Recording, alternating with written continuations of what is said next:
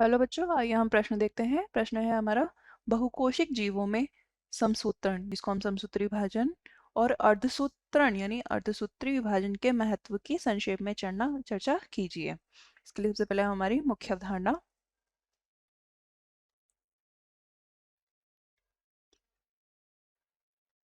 मनुष्य में कोशिका विभाजन पाया जाता है, जो कि कोशिका चक्र की एक अवस्था होती है। यह है कोशिका चक्र की अवस्था, जिसमें कोशिकाएं एक एक कोशिका आगे पुत्री कोशिकाओं में विभाजित होती है। अब ये विभाजन भी दो प्रकार का होता है। पहला तो है समसूत्री विभाजन, जो कि सामान्य कोशिकाओं में पाया जाता है, और दूसरा है अर्धसूत्री विभाजन, जो कि लैंगिक कोशिकाओं में पाया जाता है। अब जो हमारा समसूत्री विभाजन है, इस विभाजन में एकमात्र कोशिका दो पुत्री कोशिकाओं में विभाजित होती है, जिसमें गुणसूत्रों की संख्या समान बनी रहती है, इसलिए इसे समसूत्री विभाजन कहा जाता है। जबकि जो हमारा अर्धसूत्री विभाजन है, इसमें मात्र कोशिका चार पुत्री कोशिकाओं में विभाजित होती है, और इसमें गुणसूत्रों की संख्या मात्र कोशिकाओं की तुलना में आधी रह जाती है, इसलिए इसे अर्धसूत्री विभाजन कहा जाता है। अब हमसे ये पूछा जाता है कि बहुकोशिक जीव जो होते हैं, जिनमें कोशिकाओं की संख्या बहुत अधिक होती है, उसमें समसूत्रण और अर्धसूत्रण विभाजन के महत्व क्या होते हैं। जो समसूत्री विभाजन होता है, वह कोशिकाओं की संख्या में वृद्धि करता है। बहुकोशिक जीवों की कोशिकाओं की संख्या में वृद्धि होने से उनके आयतन और आकार में भी वृद्धि होती है।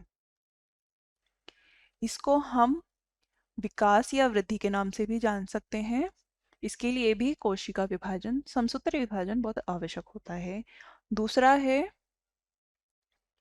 जो समसूत्री विभाजन होता है, वह किसी भी जीव में चोट लगने पर जो क्षतिग्रस्त कोशिकाएं होती है, क्षतिग्रस्त कोशिकाएं, या फिर हमारी जो जीर्ण शीर्ण कोशिकाएं हो जाती है, उनमें मरम्मत के लिए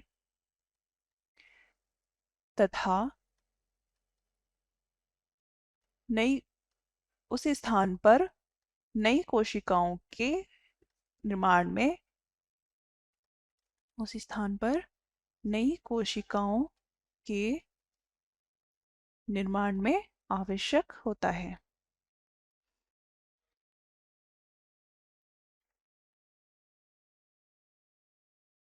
तीसरा है हमारा, इस जो समसूत्री विभाजन होता है, इसमें गुणसूत्रों की संख्या हमेशा समान बनी रहती है। गुणसूत्रों की संख्या हमेशा समान बनी रहती है, जिसके कारण केंद्रक तथा कोशिका द्रव्य का जो अनुपात है, वह हमेशा निश्चित बना रहता है, और तथा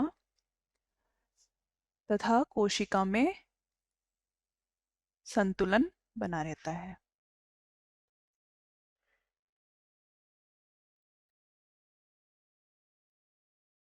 कोशिकाओं में संतुलन बना रहता है।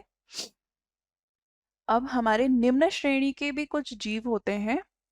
निम्न श्रेणी के जीव जिनमें कोशिका विभाजन समसूत्री विभाजन द्वारा ही, समसूत्री विभाजन जो होता है वह जनन की विधि होती है। निम्न श्रेणी के जो जीव होते हैं, उनमें अलैंगिक जनन होता है, जिसके लिए समसूत्री विभाजन आवश्यक होता है। इसके बाद हम देखते हैं अर्धसूत्री विभाजन। जो हमारा अर्धसूत्री विभाजन है, उसका क्या महत्व है। अर्धसूत्री विभाजन लैंगिक कोशिकाओं में होता है, लैंगिक कोशिकाओं में होता है, जिससे युग्मकों का निर्माण होता है।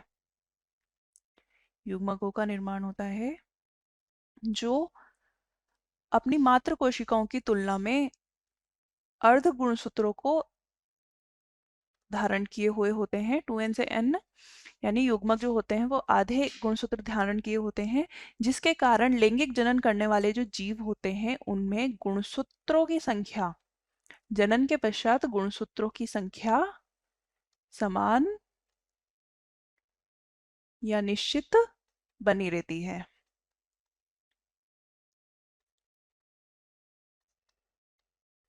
जो नया जीव बनता है लैंगिक जनन के बाद, उसमें गुणसूत्रों की संख्या मात्र जो हमारे माता पिता हैं उनके समान ही गुणसूत्रों की संख्या बन जाती है।